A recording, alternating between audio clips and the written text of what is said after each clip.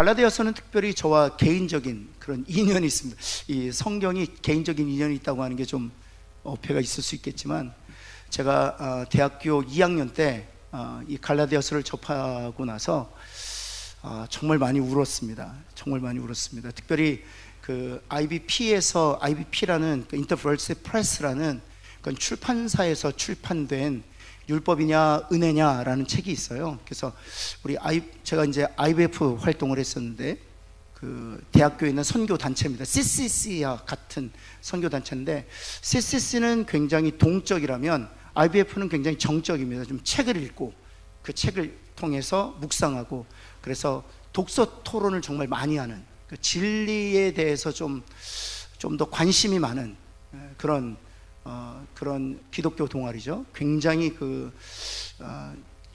특별히 대학생들에게 복음이 무엇인지를, 진리가 무엇인지를 아주 강력하게 가르쳤던 그런 단체였었습니다. 그래서 제가 IBF였기 때문에 특별히 IBF 학생들한테는 필독서 중에 하나거든요. 율법이나 은혜냐라는 책을. 그 책을 읽으면서 그 책을 지금도 제가 소장하고 있지만, 그 책을 읽으면서 정말 많이 울었습니다. 제가 목사 아들로 태어났잖아요. 그래서 제가 고등학교 3학년 때 예수 그리스도를 영접했고, 하나님께서 수련을 통해서 제 죽었던 영을 거듭나게 하시고 제게 이제 믿음을 주셔서 믿어지게 됐어요. 정말 믿어지게 되었다는 표현이 정확합니다. 저는 믿는 줄 알았는데 믿어지게 되는 거더라고요. 왜냐하면 그 전까지만 해도 정말 믿으려고, 정말 제가 다시 말씀, 제가 목사 아들이잖아요. 목사 아들씩이나 돼서 너 믿냐? 그러면 아멘은 하는데 이게 마음이 불편한 거예요. 안 믿어지거든요. 사실은 안 믿어지거든요. 그런데 아버님 체면도 있고, 또 제가 장남인데, 장남이 안 믿는다 그러면 또 아버님 목회 못할 것 같아서, 지금 생각하면 정말 어리석은 생각이죠. 제가 아버님 목회를 도와드린다고 내가 믿는 척하고 살았거든요. 그리고 제가 뭐 잘 알지만 중등부 때도 회장하고 또 고등부 때도 회장하지 않습니까? 목사 아들은 또 시켜주더라고요. 제가 어떤 리더십의 능력이 있어서가 아니라. 그리고 동생이 연년생인데, 제가 중등부 회장하고 고등부 올라가면 동생이 또 회장하고 올라가고, 고등부 제가 회장하면 또 동생이 또 회장하고 올라가고 그랬었어요. 근데 뭐 그런 터라, 이게 또 뭐 예수를 안 믿는다고 하면 이게 또 안 될 것 같아서 늘 믿는다고 했는데, 마음은 불편한 거예요. 제가 안 믿어지거든요. 제가 요번에도 우리 전국대 성경고사 가서 우리 우수상 받고 그랬어요. 우리 자녀들이. 또 노회에서는 뭐 우리 교회에서 정말 우수상 많이 받죠. 저도 노회 가서 시험 문제 많이 풀었습니다. 제가 또 목사 아들이니까 또 우수한 성적으로 우수상, 뭐 최우수상, 대상 받고 그랬었는데, 그리고 이제 문제 출제위원들이 교회 안에서는 다 또 유출을 해주세요. 선생님이, 야 신철아, 너 일로 와라, 너 목사 아들인데 꼴찌하면 안 된다, 막 이래서 시험 문제도 유출해 주시고 그러시는데, 하여튼 성경에 대해서도 뭐 잘 알고 있었고, 그 다음에 뭐 교회 생활, 또 신앙 생활에 대해서는 뭐 너무 제가 익숙했죠. 제가 고등학교 때부터 유년주일학교 교사도 했거든요. 고등학교 때 저는 교회에서 이렇게 사역하고 교회에서 일하는 게 가장 저에겐 낙이었어요. 그래서 제가 고등학교 때만 해도 2학년 때부터 이제 그 유년부 율동 선생님을 했죠. 1학년, 2학년, 3학년 율동 선생님을 했는데, 자그마치 제가 대학교 3학년까지 5년간 제가 유년부 율동 선생님이었습니다. 예. 세상에는 두 길이 있네, 좁은 길, 넓은 길. 좁은 길은 넓은 길은 평탄하지만 그 길은 멸망의 길. 뭐 이런, 지금도 아직 기억하는 게 많아요. 예, 많아요, 정말. 그렇게 사실 교회 생활이 전 재밌었어요. 정말 재밌었어요. 그래서 세상에서 이렇게 친구들이 오락을 즐기는 것보다 저는 교회에서 유년부에서 이렇게 교사로 활동하고, 또 이렇게 율동 선생님으로 사역하고, 또 아이들하고 함께 지내는 시간이 저에게는 너무, 그래서 저는 유년부 아이들보다 훨씬 더 여름 성경학교를 기다렸었습니다. 그리고 어린이 전도, 그때도 어린이 전도협회가 있었는데 어린이 전도협회에서 뭐 집회가 있다 그러면 제일 먼저 가서 3박 4일 동안 어린이 집회, 그때는 사실 4박 5일 했었거든요. 4박 5일 동안 어린이 집회 쫓아다니면서 군법 공부 배우고, 또 율동, 제가 율동 선생님이니까 여름에 해야 될 율동들을 다 배워서 그 BBS죠. 여름 성경학교 하기 전에 제가 유년부 아이들은 그 여름 성경학교에 부를 노래들 한 10곡 정도인데 율동까지, 찬양과 율동을 다 암송을 시켰어요. 그래서 BBS 실제로 여름 성경학교 가면 아이들이 다 암송해서 메들리로 부를 수 있도록 율동하면서 정말 너무 재밌었습니다. 그런데 제가 예수님을 영접하지 않았다니까요. 그래서 제가 늘 말씀드리는 거예요. 신나게 신앙생활할 수 있다고요. 예수님 영접하지 않고서도. 그러니까 예수님, 하나님께서 은혜 주셔서 거듭나서 구원 얻지 못했어도 신명나게 종교생활을 할 수 있다니까요.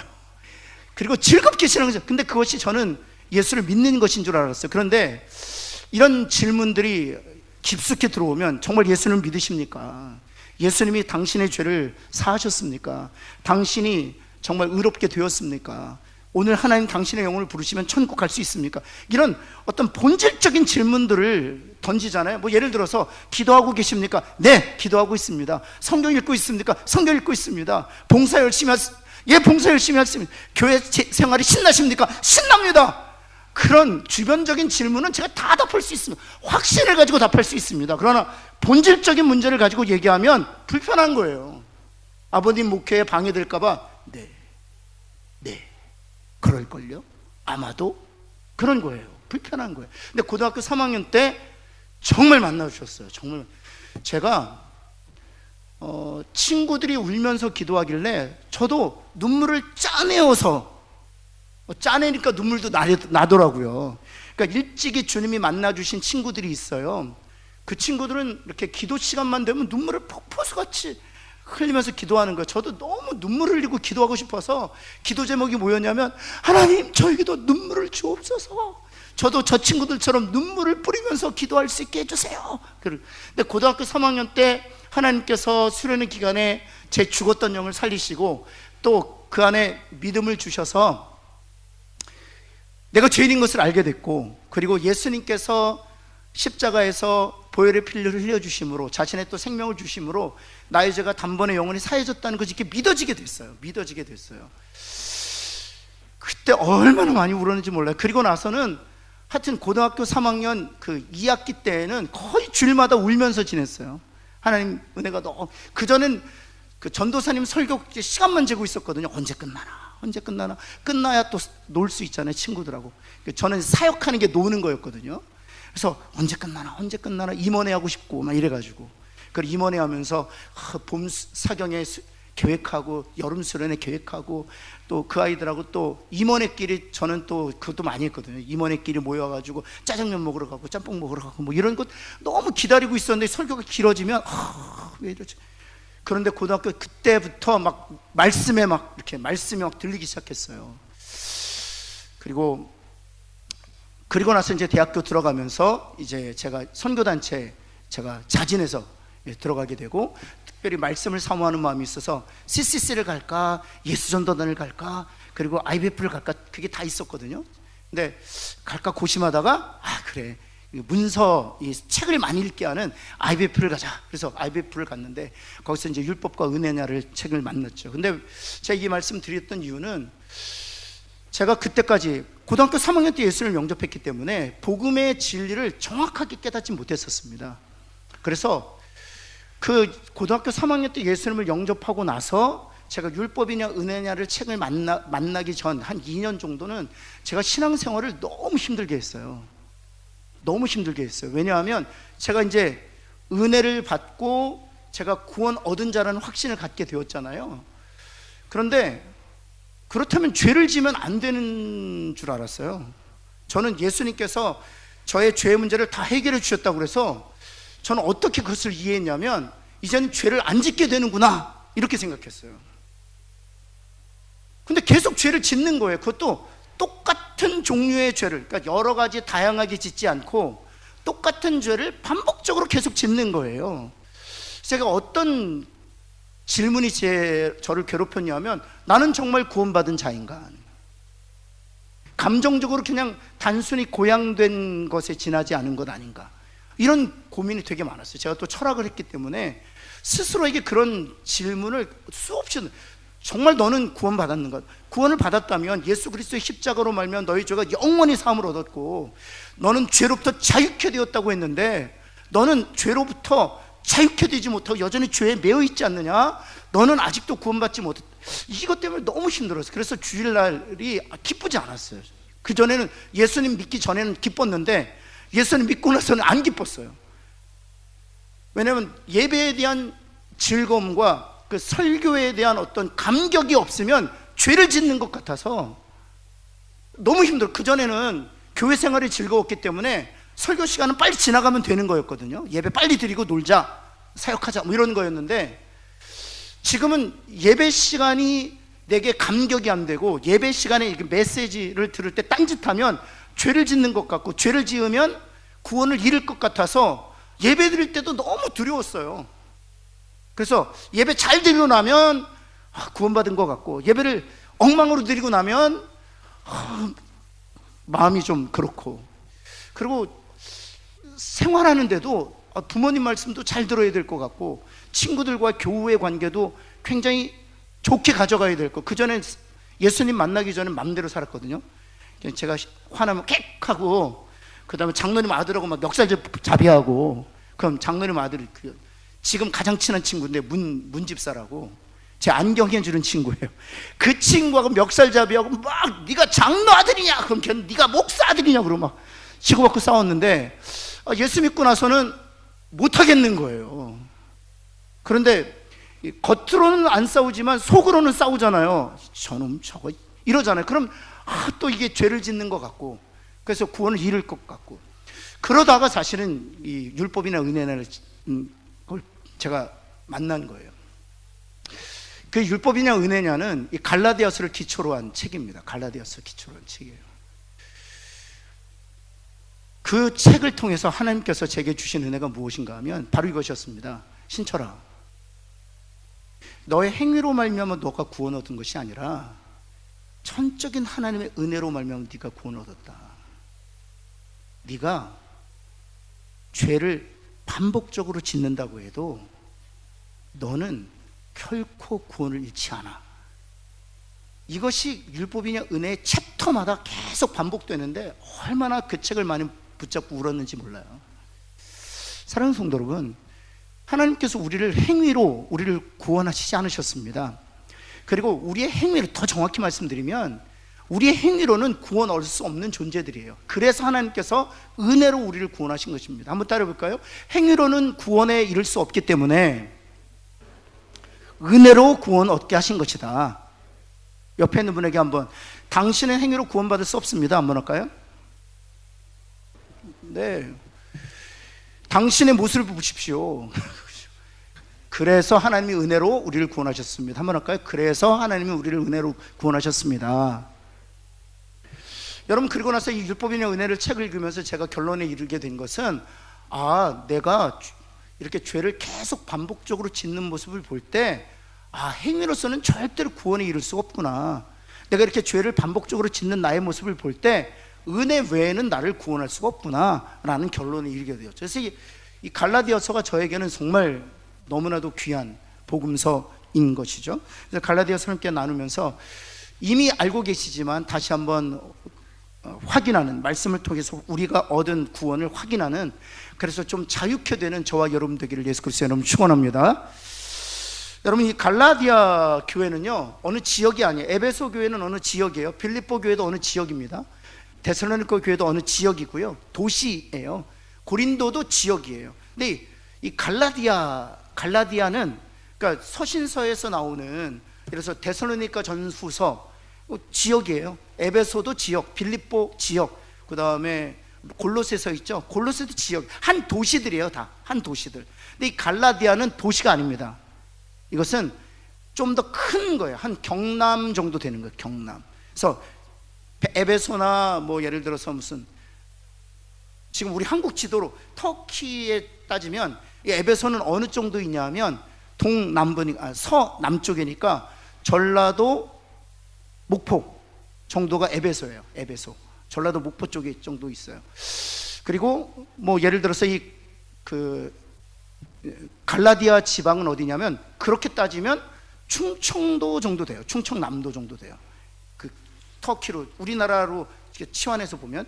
그런데 거기에 보면 충청남도에 뭐가 있죠? 어느 도시가 있죠? 대표적인 도시가 충청북도인가요? 가운데 있는 도시, 바다가 없는 도시가 충청북도죠. 대전이 충청북도인가요? 남도에 대전 뭐 이런 데예요. 대전 그 옆에 무슨 세종, 그 다음에 뭐 이런 데가 바로 이 갈라디아 지역이에요. 충청남도 정도. 그래서 갈라디아 지역은 우리가 1차 선교여행 때 복음을 전했던 곳이거든요. 어느 지역이냐 하면 루스드라, 더베, 이고니온 요 지역을 가리켜서 갈라디아라고 해요. 한번 지도 한번 보실까요? 갈라디아라고 써 있죠. 거기에 보면 안디옥이라고 써 있지 않습니까? 거기에 비시디아 안디옥, 그 다음에 더베 있죠. 더베 밑에 루스드라가 있고 그 위에 이고니온이 있어요. 그래서 터키의 가장 정중앙에 있는 곳을 갈라디아 지방이라고 불러요. 그래서 이제 그걸 가리켜서 이제 어느 한 도 정도 되는 지역 단위죠. 예, 그래서 이 갈라디아 지역에 언제 복음을 전했냐 하면 1차 선교 시에 복음을 전했습니다. 그래서 1차 선교 시에 그 수리아 안디옥에서 배 타고 구브로에서 복음 전하다가 버가에서 그 다음 이고니온, 더베, 루스드라 이렇게 복음을 전하지 않습니까? 2차 선교행 때에는 이곳을 지나서 이제 마게도냐로 가서 빌립보, 데살로니가, 그 다음 고린도에 복음을 전하죠. 3차 선교행 때도 선교시도 마찬가지입니다. 다시 안디옥에서 출발해서 바로 이 갈라디아 지역을 지나서 다시 마게도냐로 들어가서 고린도까지 방문한 이후에 에베소에 와서 에베소에서 2년간 두란노 서원에서 복음을 전해요. 이 갈라디아 지역은 그래서 다른 지역과는 달리 1차 선교 시에도 1차 선교 시에 개척된 교회들이에요. 루스드라 교회라든지 더베 교회라든지 이고니온 교회라든지 이런 곳은 1차 선교 시에 개척된 교회들인데 2차 선교 시에도 방문해서 다시 다지게 되었고 3차 선교 시에도 방문했다는 사실입니다. 그리고 나서 3차 선교 시에 방문한 이후에 에베소에 있으면서 두란노선에 2년간 가르치면서 그때 갈라디아 교회에 이 편지를 썼던 것이죠. 그래서 1차, 2차, 3차 선교 다져서 복음으로 잘 다져서 세워진 공동체가 있는 곳이 바로 이 갈라디아 지역에 있는 교회들이었습니다. 그리고 3차 선교 시 두란노선에서 복음을 가르쳤던 이 사도 바울이 갈라디아 교회에 문제가 있다는 소식을 듣고 갈라디아 교회에 복음을 전했던 것이죠. 그래서 이 갈라디아서는 좀 더 공격적입니다. 사도 바울의 입장에서는 갈라디아 교회의 문제를 다루는 데 있어서 굉장히 공격적이에요.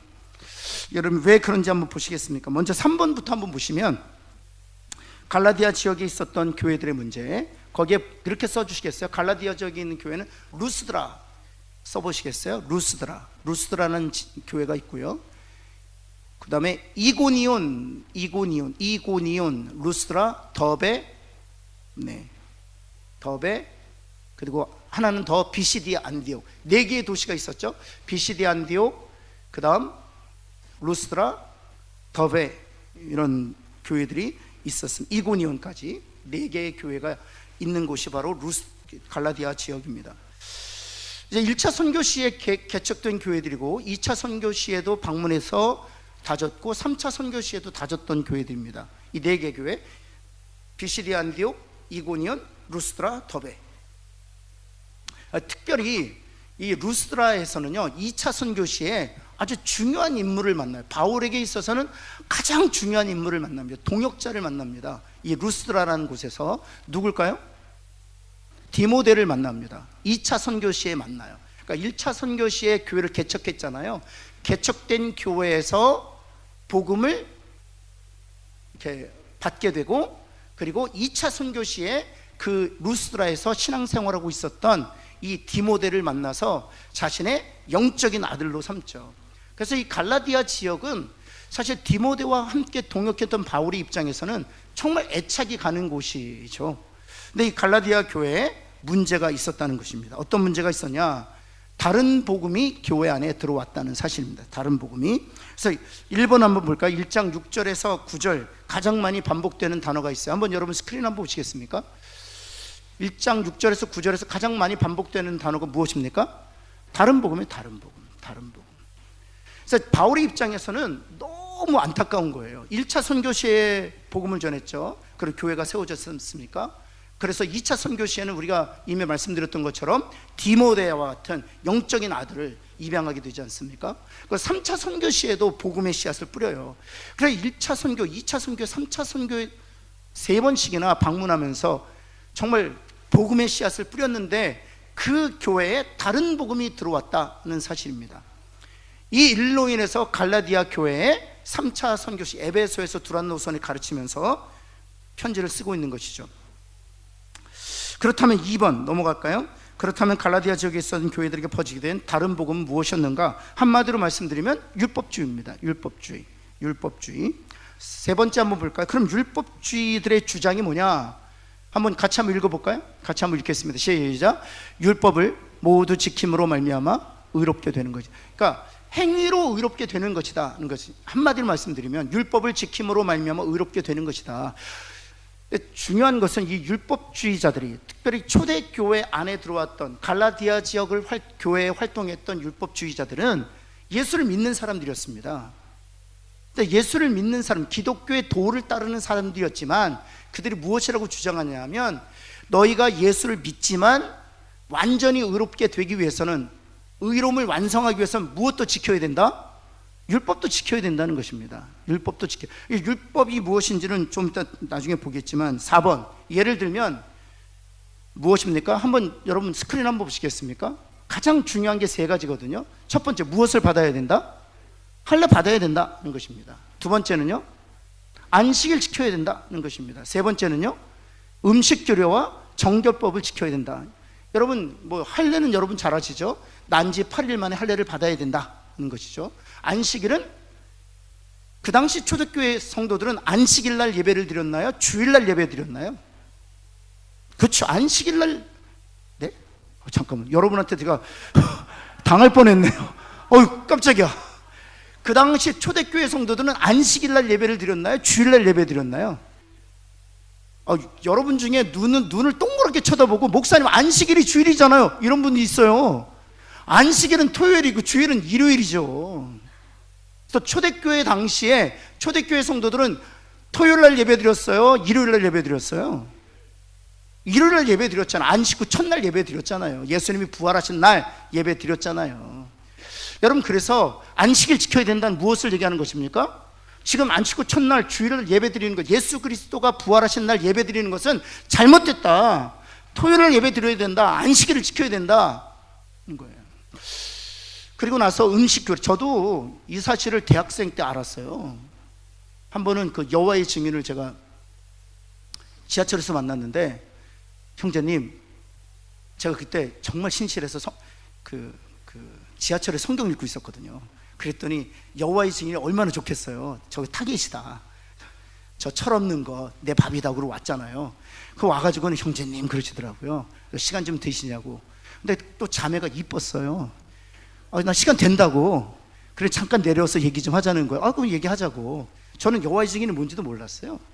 그러면서 그 자매가 제일 먼저 물었던 게 무엇인가 하면, 형제님 지금 안식일날 예배 드리세요? 그러더라고요 저한테. 그래서 네, 안식일날 예배 드리죠. 전 주일을 안식일로 알았으니까 안식일날 예배 드리죠. 그랬더니, 형제님 안식일이 언제인 줄 아세요? 그랬더니 일요일이 안식일 아닌가요? 그랬더니 그 자매가 청천벽력 같은 소리를 하더라고요. 금요일 저녁부터 토요일 저녁까지가 안식일이라는 거예요. 네? 형제님 이 계명 한번 읽어주시겠어요?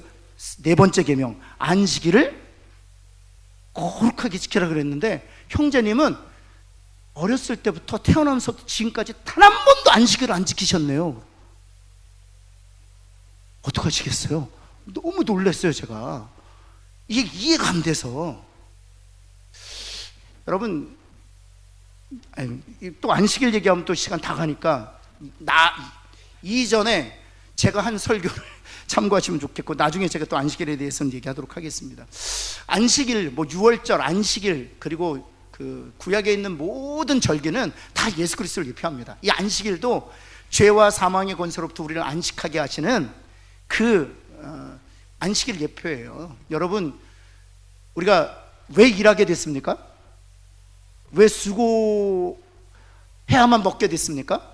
죄 때문이거든요. 그래서 안식일날 일하지 말라고 했던 것은 죄의 값을 묻지 않으시겠다는 것이거든요. 따라서 예수 그리스도 십자가로 말미암아 우리에게 주어진 죄와 사망의 권세로부터 자유케 하는 것을 그 안식일을 통해서 예표하고, 예수 그리스도의 십자가로 말미암아 우리가 매일이 안식일인 거예요. 한번 옆에 있는 분에게 우리는 매일이 안식일이다 한번 할까요? 사실 이 개념이 많이 바뀌었어요. 11조를 사실 구약에서 계속 얘기했잖아요. 사실 근데 초대교회에서는 자기 전부를 드렸잖아요. 왠지 아세요? 이게 다 확대된 거예요. 확대된 거. 10분의 1만 드렸던 구약 성도들이 십자가를 통해서 전부를 드리기 시작한 거예요. 지금은 뭐 아무것도 안 드린다고, 안 드리는 게 맞다고 막 자꾸 주장하는데 아니에요. 전부를 드린 거예요. 전부를. 이 교회가 전부를 드리라고 법으로 정하면 힘들잖아요. 그렇죠. 이게 십자가의 은혜를 통해서 안식일이 매일로 확장된 것이고요, 날마다로 확장된 것이고, 그래서 초대교회는 날마다 성전에 모여서 또 가정에 모여서 예배드렸잖아요. 그리고 11조를 드린 게 아니라 십자가의 은혜로 말미암아 나의 생명도 하나님 앞에 드린다. 그래서 순도까지 다 확장된 거예요. 그래서 안식일도 예수 그리스도 십자가를 예표하는 것이고, 할례도 예수 그리스도 십자가를 예표하는 것이고, 유월절 뭐 특별히 예수 그리스도 십자가를, 구약에 있는 모든 절기는 다 예수 그리스도 십자가를 예표하는 것입니다.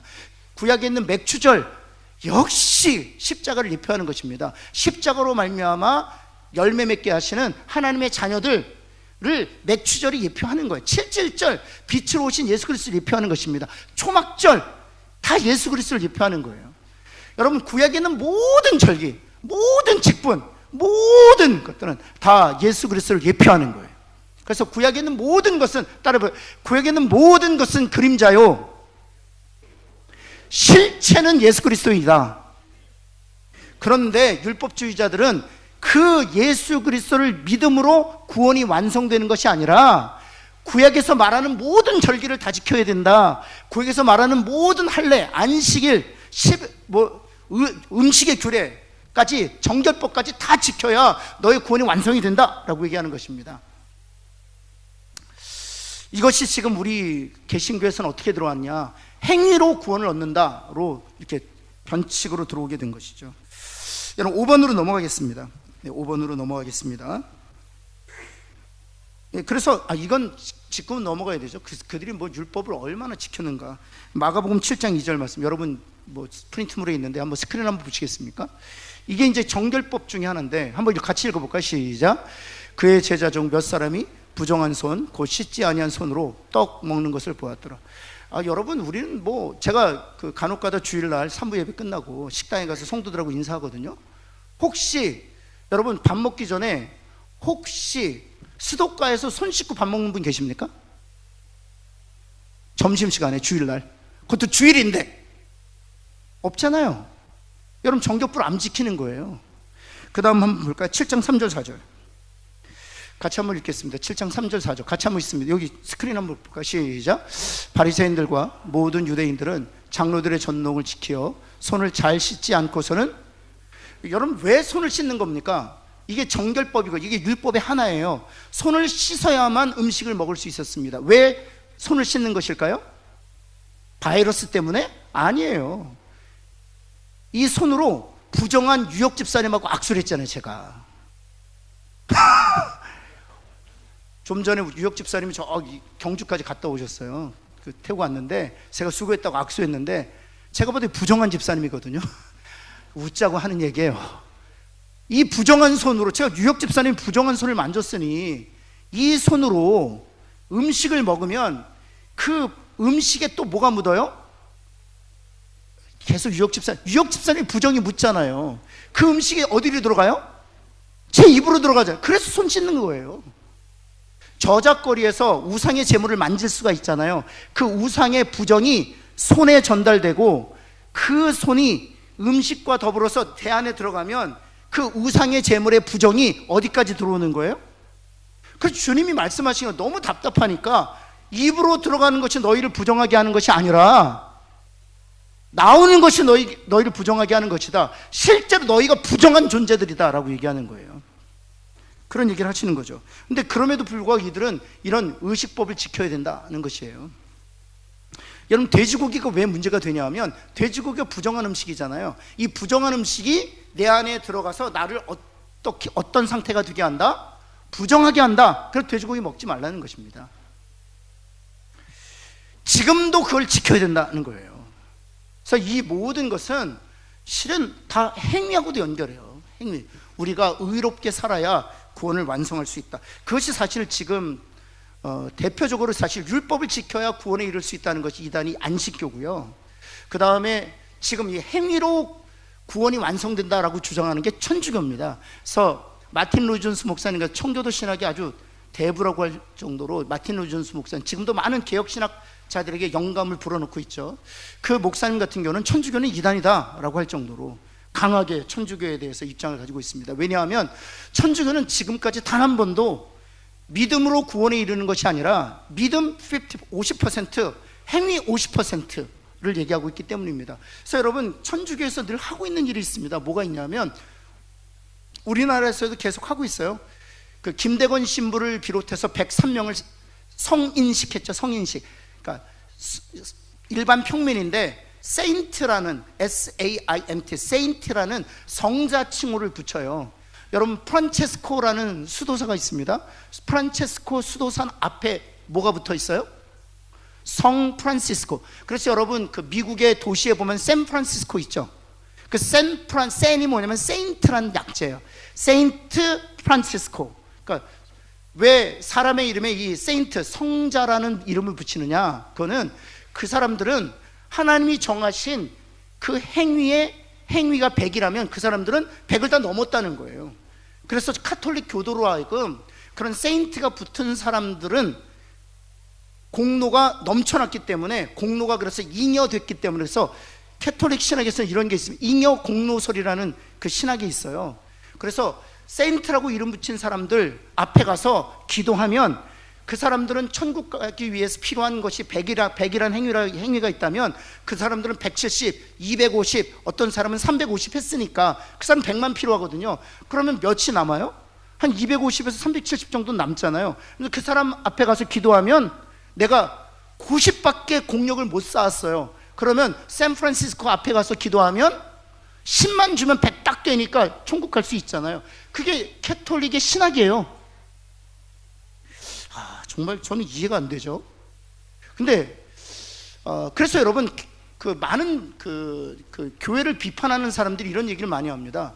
천주교를 보라, 사회 정의를 위해서 부르짖고, 천주교를 보라, 고아와 과부들을 불쌍히 여기지 않느냐. 왜냐하면 그들이 그렇게 행위 쪽에 강조점을 두고 있는 것이, 그 행위를 해야만 자기의 공로를 쌓아서 믿음과 결합하여 구원에 이른다는 교리적 때문이에요. 그 문제에 대해서 갈라디아 교회에 그게 문제가 생겨서 사도 바울이 편지를 쓰게 된 것이죠. 네. 5번 넘어가겠습니다. 율법주의를 사람들이 쉽게 받아들이는 이유가 어디 있는가? 첫 번째, 은혜 없는 세상에 살았기 때문이다. 은혜를 이해를 잘 못해요. 은혜를 못해. 여러분, 한번 저를 한번 보시겠습니까? 받았으면 어떻게 해야 돼요? 그러니까 여러분들은 은혜를 이해 못한다니까요. 받았으면 줘야 되는 세상에 사는 거예요. 옆에 있는 분에게 받았어도 안 줘도 된다 한번 할까요? 그게 은혜예요. 그게 은혜예요. 아니, 우리가 선물 주고도 왜 답장이 없지? 답은 줘야 되잖아요. 기본적으로 뭔가 받아야 돼. 이런 세상 속에 살다 보니까 하나님이 은혜 주셨다 그러면 우리는 뭔가 그 은혜에 대해서 뭔가 답을 해야 되는 거예요.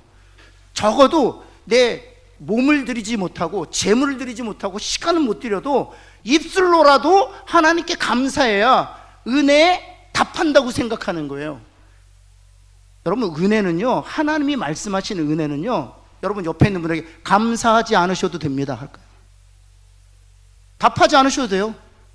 정확하게 말씀드리면 예배 드리시지 않아도 돼요. 예배 드림으로 말미암아 은혜가 완성되는 게 아니에요.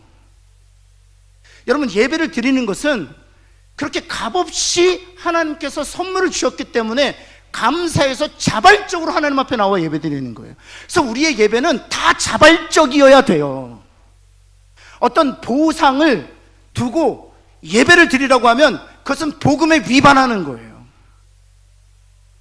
금메달 주면서 새벽기도 나오게 하는 것, 머그컵 주면서 새벽기도 나오는, 그건 다 복음에 위반하는 거예요. 복음에 반하는 행동이에요. 새벽기도 나왔는데 왜 선물 안 주지? 무슨 선물을 줍니까? 새벽기도 나오게 하신 하나님의 은혜가 너무 큰데. 여러분, 복음에 반하면 안 돼요.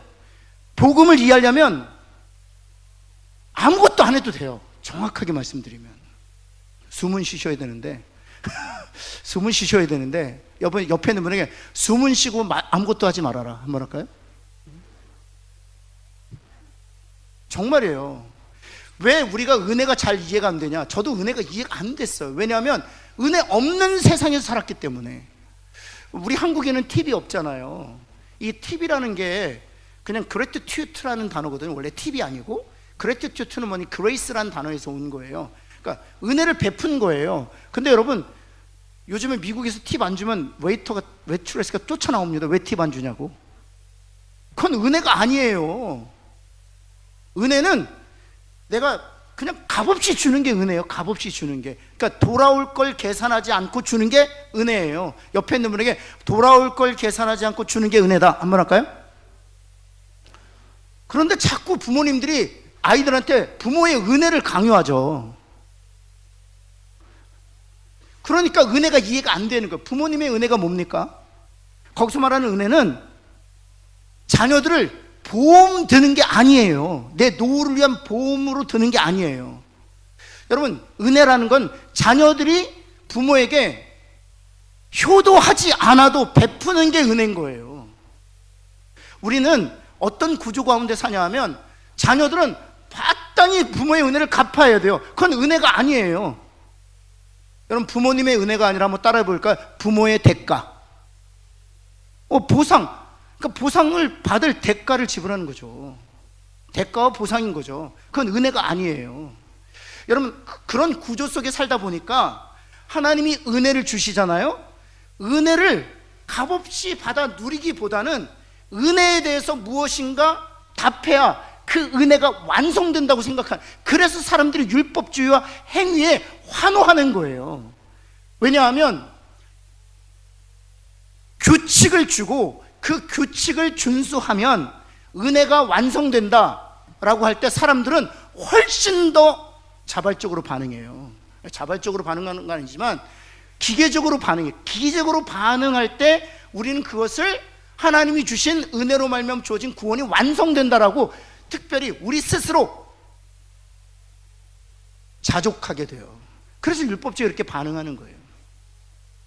여러분, B번 그 다음, 그 B번이 그 다음 연결되어 있어요.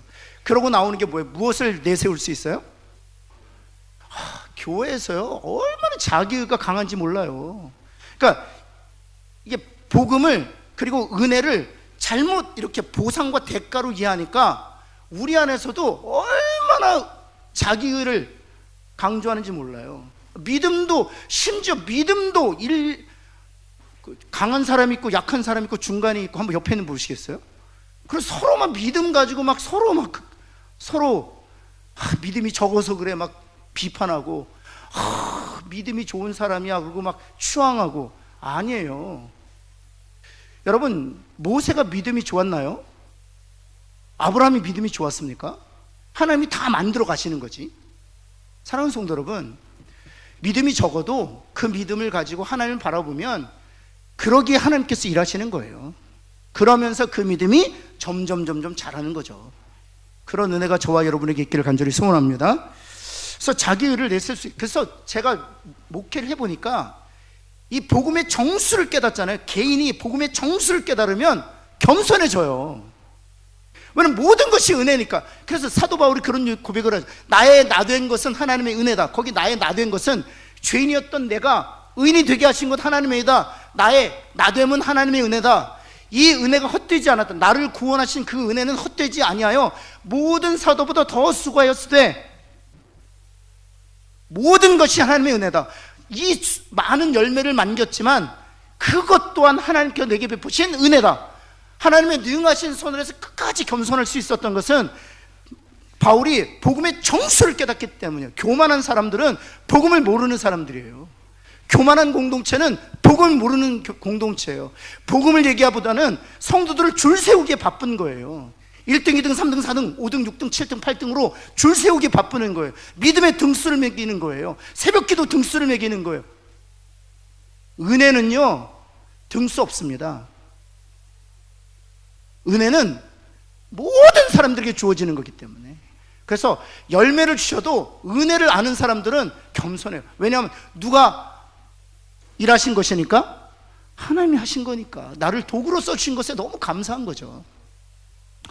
여러분, 십자가가 우리를 구원한 것이 우리 행위가 우리를 구원한 게 아니잖아요.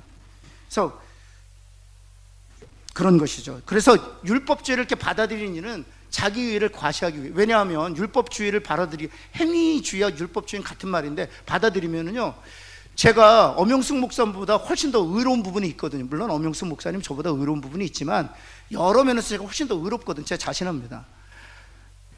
여러 면에서 제가 의롭거든요. 여러분, 이렇게 줄 세우게 하면요, 새벽기도 매일 나오는 사람이 1등이에요. 수예배, 금요예배, 주일 1부, 2부, 3부 예배 다 드리는 사람들, 오후 예배까지 드리는 사람들 1등이에요. 1등. 옛날에 우리 부모님 세대는요, 그분들 앞에서는 꼼짝 못했어요. 은혜가 뭡니까? 정말 일주일 동안 교회 나올 시간이 없는 거예요. 실은 삶이 너무 바빠서 주일날 나와서 하나님 앞에 불쌍합니다. 이 사람을 귀하게 여기는 게 그게 은혜인 거예요. 그러니까 자기 의를 세울 수 없는 게 바로 그게 은혜인 것이죠. 그래서 그런 자기 의를 세우는 사람들은 율법주의에 열광합니다. 열광합니다. 또 그런 교회에서 신앙생활하는 것을 아주 이렇게 뭐랄까 자랑으로 여겨요. 왜냐면 벌써 자기에게 계급장이 주어져 있기 때문에. 근데 그거 인정하지 않지. 복음은 그걸 인정해 주지 않아요. 줄 세우지 않기 때문에. 6번 한번 볼까요? 오늘날의 율법주의는 안식교다. 그 다음에 천주교일 수도 있고요. 그 다음에 율법주의에 대한 하나님의 용구 1장 8절 9절 한번 볼까요? 1장 8절 9절 우리 한번 같이 한번 읽겠습니다. 이거는 이제 율법주의에 대한 또는 행위를 강조하는 거에 대한 또 줄 세우기 하는 거에 대한 거예요. 같이 한번 읽겠습니다. 시작.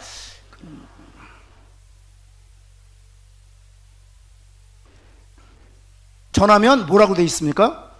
저주받는다고요. 이게 중요해요. 여러분, 그래서 제가 이렇게 목회를 하는 목사님들 보면 열심히 하는데 목회가 안 되는 것은 다른 복음을 전하기 때문이에요. 제가 우리 부목사님들한테 늘 얘기해요. 목회 기술이 중요한 게 아니다. 중요한 건 내가 전하는 것이 다른 복음이냐 복음이냐를 분별할 수 있어야 된다. 여러분, 하나님이 누구를 기뻐하시겠습니까? 복음 전하는 사람을 기뻐하시겠습니까? 다른 복음을 전하는 사람을 기뻐하시겠습니까? 당연히 복음 전하는 사람을 기뻐하시죠. 그래서 복음 전하는 사람의 설교가 화려하지 않아도, 그 사람의 목회의 기술이 뛰어나지 않아도, 그 사람의 인품과 성품이 잘 준비되지 않아도 복음을 전하면 하나님이 그를 통해 놀라운 일 하시는 거예요. 여러분, 바울이 성품이 어땠을 것 같으세요? 바울 성품이 어때요? 좋았다, 별로다, 나빴다, 모르겠다. 바울의 성품을요, 성서학자로는 되게 나쁜 사람이에요. 굉장히 다혈질한 사람이에요. 죄송합니다. 이게 그렇게 연결하려고 하는 게 아닌데, 아니요, 그렇게 하면 안 돼요. 네. 바울이 굉장히 다혈질이었습니다. 굉장히 한번 여러분 그 밤빌리아에서 마가가 선교가 너무 힘드니까 타우루스 산맥 건너기 전에 자기 집으로 돌아갑니다. 2차 선교여행 때 마가는 바나바의 생질이거든요. 그래서 바나바가 2차 선교여행 때 바울을 다시 설득해요. 마가 데리고 다시 사역하자.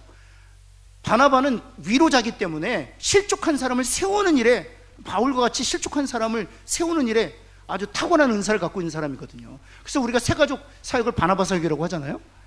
그런데 바나바가 그렇게 마가를 다시 세워서 사역하자 그러는데 바울이 뭐라고 합니까? 그게 무슨 사역자입니까?